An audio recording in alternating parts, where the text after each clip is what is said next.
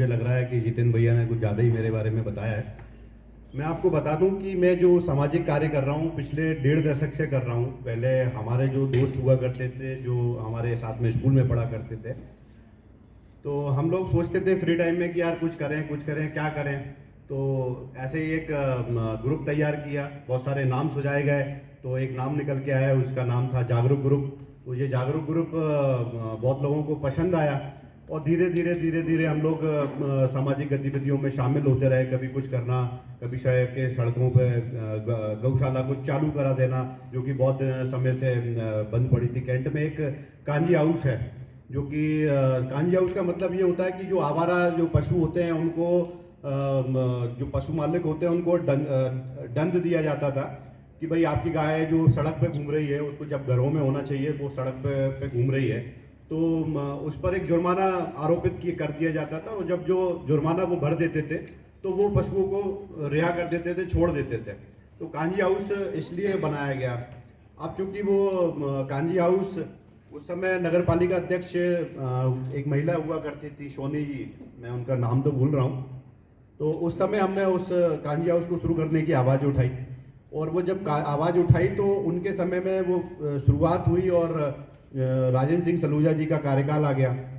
राजेंद्र सिंह सलूजा जी का जब कार्यकाल आया तब हमने उनसे आग्रह किया कि साहब ये कांजी हाउस बंद पड़ा है, इसको आप चालू कराइए।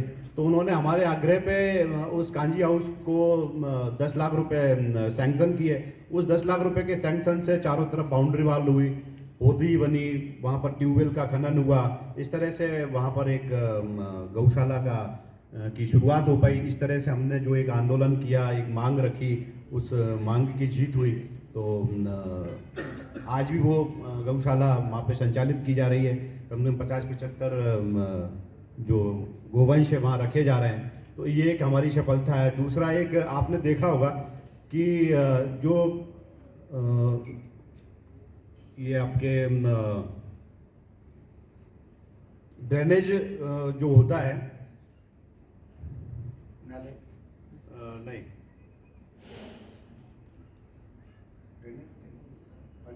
ये ओवर ब्रिज, अंडर ब्रिज जो बना देते हैं, रेलवे वाले जो अंडर ब्रिज बना देते हैं, आपने देखा वो अमूमन वहाँ पर पानी भरा रहता है। कैंट का ही एक ऐसा अंडर ब्रिज है जहाँ पर पानी भरा रहता था। तो बहुत सारे लोग, जो हमारे एक पड़ोस में एक मैडम रहती हैं, उन्होंने कहा कि यार मैं जब भी स्कूल जाती हूँ बारिश के समय ये भरा हुआ रहता है, क्या करें, इसका कुछ करना चाहिए। उन्होंने मुझसे आग्रह किया, तो मैंने कहा ठीक है, आपके आग्रह पे हम काम करते हैं, देखते हैं कहाँ तक सफलता मिलती है।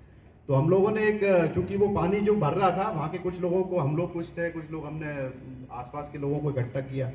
हम लोगों ने वहाँ पर एक पानी उलूचो आंदोलन स्टार्ट कर दिया।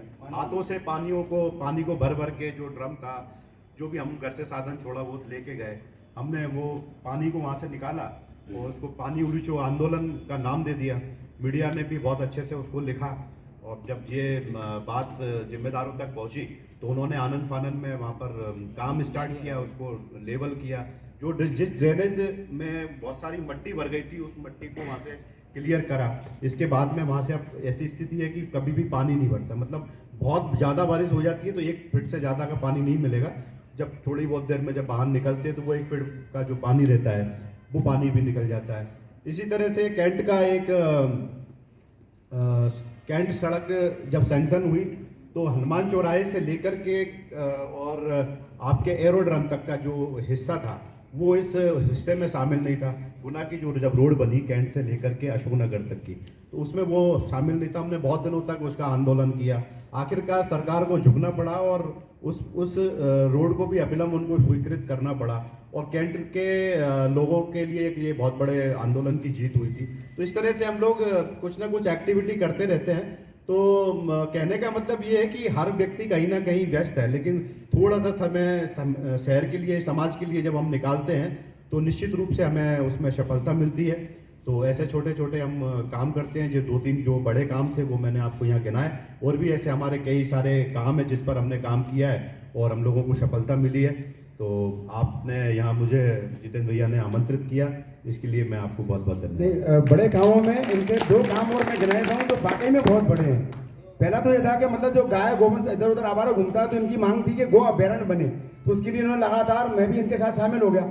एक दिन कैंट में कुछ कर रहे थे गायों के लिए, तो मैंने अखबार में पढ़ा, तो मैंने इनको नंबर लिया, इनका फ़ोन नंबर लिया। मैंने कहा यार मुझे आपसे बात करना है। क्या बात करनी है? मैंने कहा यार वो गाय को लेकर आप तो कुछ कर रहे हो, मैं भी थोड़ा बहुत कुछ कर रहा हूँ। तो इनने कहा यार अपन मिलते हैं, जब फुर्सत में होगी तब मिलते हैं। मतलब मेरे को इग्नोर कर दिया कि होगा कोई फ़ोन करने वाले, 50 फोन आते हैं, तो होगा कोई ऐसे ही पटांग बंदा कर रहा होगा अपने को। फिर जब मैंने इनको दोबारा 5000 फोन कहा, भैया आप बात नहीं करना चाह रहे, क्या बात है? मैं गाय को लेकर काम कर रहा हूँ। तो थोड़ा सा इनको लगा यार कोई गंभीर आदमी होगा। मतलब मैं ये बात इसलिए कर रहा हूँ कि आप पहली बार में नाराज मत होइए। मैं पहली बार में इनसे नाराज हो जाता कि वो दोबारा मेरे से बात नहीं कर रहे, तो दोबारा हमारी बात ही नहीं होती।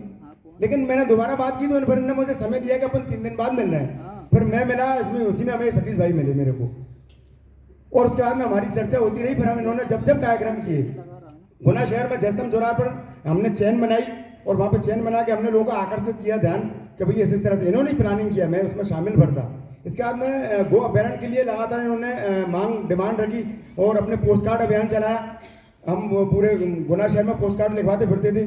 फिर जो सबसे बड़ा काम हुआ है, जिस सड़क पर जाकर भाई आप अभी आसानी से आ जाते हो, ये पूरी खुदी पड़ी थी, धूल के कारण आ नहीं पाते थे, तो इन्होंने लगातार आंदोलन किया जागरूक ग्रुप की तरफ से, और इनके तमाम साथी इनके साथ आते थे। मैं भी वहाँ पे गया, कभी फूल बांटे लोगों को, कभी माला पहनाई वहाँ पर कि भैया आप सड़क पर से गुजरे हो, जिंदे आ गए वापस, कितना अच्छा काम है, वरना मरी गए होते धूल में। तो आप तो यहाँ से लेकर वहाँ तक की रोड बन नहीं रही थी, तो पूरे शासन प्रशासन में, जो कि ऐसी खबर होती है तो अखबारों में छपती है, तो उनकी नाक कटती है, जिम्मेदार होते हैं।